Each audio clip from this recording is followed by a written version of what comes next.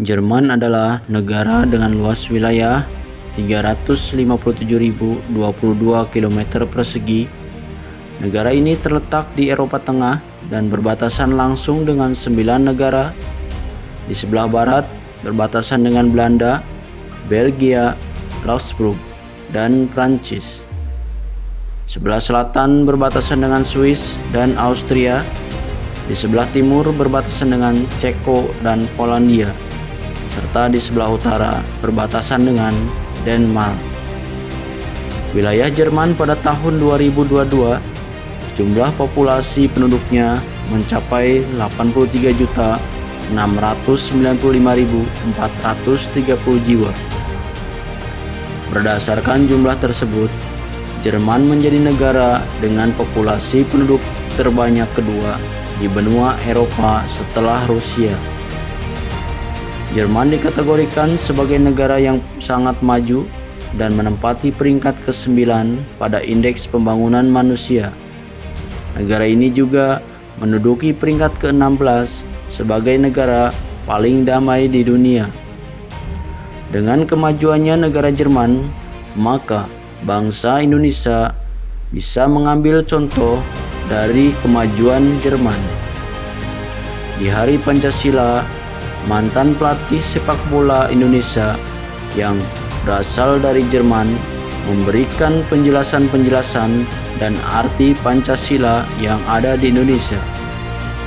Mengingat Indonesia adalah negara yang beraneka ragam suku, mulai dari ras, agama, budaya, bahasa, dan masih banyak kepercayaan lainnya. Ini semua harus dijaga kelestariannya agar Indonesia menjadi pusat perdamaian dunia seperti di Jerman. Berikut penjelasan tentang Pancasila. Dan jangan lupa dukung terus channel PBN TV News dengan cara subscribe, like, dan tekan tombol notifikasinya agar PBN lebih semangat lagi untuk memberikan informasi yang bermanfaat untuk masyarakat Indonesia, khususnya pemirsa PBN TV dimanapun berada. Selamat pagi semuanya, selamat sore di Indonesia. Selamat hari kelahiran Pancasila. Salam dari Jerman, saya lagi di Jerman di Frankfurt mengikuti pameran IMAX, pameran khusus para penyelenggara event organizer, PCO, venue owner, dan lain-lain. Dalam kesempatan ini guys, saya ingin menyampaikan atau mendownload salah satu video dari adik saya Timo Scheunemann, Coach Timo, yang mengulas tentang Pancasila, khususnya sila 1 sampai sila 5. Coba kalian dengarkan baik-baik dan perhatikan, isinya sangat-sangat bermanfaat dan sangat-sangat bagus. Sekali lagi, salam dari Jerman. Salam Pancasila. Luar biasa ya, hari ini hari Pancasila. Saya mau share sedikit tentang Pancasila, bagaimana Pancasila itu luar biasa. Dari sisi pemilihan kata, dari sisi nilainya tentu saja, tapi juga dari sisi penempatan sila-silanya. Ya, ini pandangan saya sendiri, interpretasi saya sendiri, karena dimulai dari dulu saya suka salah antara sila kedua sama sila keempat, suka tertukar gitu kan. Jadi saya kemudian mengingatkan diri sendiri dengan cara seperti ini. Ya, pertama, ketuhanan yang Maha Esa. Kenapa ini harus di awal? Karena memang Tuhan itu dasar dari segalanya, dasar dari moralitas, dasar juga dari tujuan hidup. Apa arti hidup ini kalau tidak ada Tuhan, seperti itu. Nah, kemudian yang saya suka juga adalah pemilihan kata Esa. Bisa diinterpretasikan oleh masing-masing kepercayaan dengan cara mereka sendiri-sendiri. Ya, jadi kalau dalam Islam, Esa betul-betul satu, jadi satu, ya, satu Tuhan. Kalau dalam Hindu dan Buddha, menyatu, Esa menyatu. Kalau dalam kekristenan, Esa diartikan kesatuan. Jadi betul-betul pas ya untuk semua kepercayaan yang ada di Indonesia. Luar biasa. Kemudian kemanusiaan yang adil dan beradab. Kenapa harus di sila kedua? Jadi dari Tuhan langsung berbicara tentang manusianya. Manusianya kalau mau adil dan beradab harus dekat sama Tuhan. Makanya sila kedua harus berada dekat dengan sila pertama. Kemudian baru kita berbicara kalau manusianya sudah adil dan beradab, ya. Karena dekat dengan Tuhan. Kalau tidak adil dan tidak beradab berarti nggak dekat dengan Tuhan dong. Kalau misalnya dekat dengan Tuhan, merasa dekat dengan Tuhan tapi tidak adil dan beradab, waduh, ada yang salah ini, gitu kan. Nah, kalau sudah adil dan beradab, kita bisa berbicara tentang nomor 3, persatuan Indonesia. Karena kalau tidak adil, tidak beradab, waduh, sulit menyatukan, gitu kan, kepentingan masing-masing agama, masing-masing suku dan pulau-pulau yang begitu luar biasa banyak di Indonesia. Oke, kenapa persatuan Indonesia ada di tengah?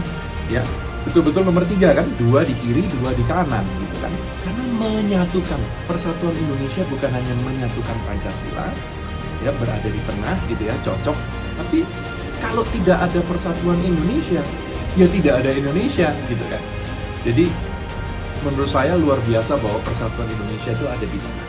Dari situlah kita masuk ke sila keempat tentang demokrasi ala Indonesia. Kerakyatan yang dipimpin oleh hikmat kebijaksanaan dalam permusyawaratan perwakilan. Jadi dengan kata lain demokrasi ala Indonesia yang tidak menyampingkan nilai-nilai leluhur kita gitu. Karena kalau kita lihat leluhur Indonesia, mereka welcome pada semua bangsa. Silakan, monggo datang. Tapi jangan sampai mengganggu. Jadi yang ada di Indonesia itu sebenarnya bukan WNI, WNA, bukan suku A, suku B, suku C, bukan agama A, B, C, D, bukan etnis ini, etnis itu, bukan. Hanya ada 2 sebenarnya. Orang-orang yang membantu Indonesia membangun, atau orang-orang yang merusak Indonesia, mengganggu Indonesia. Hanya ada 2 macam orang di Indonesia.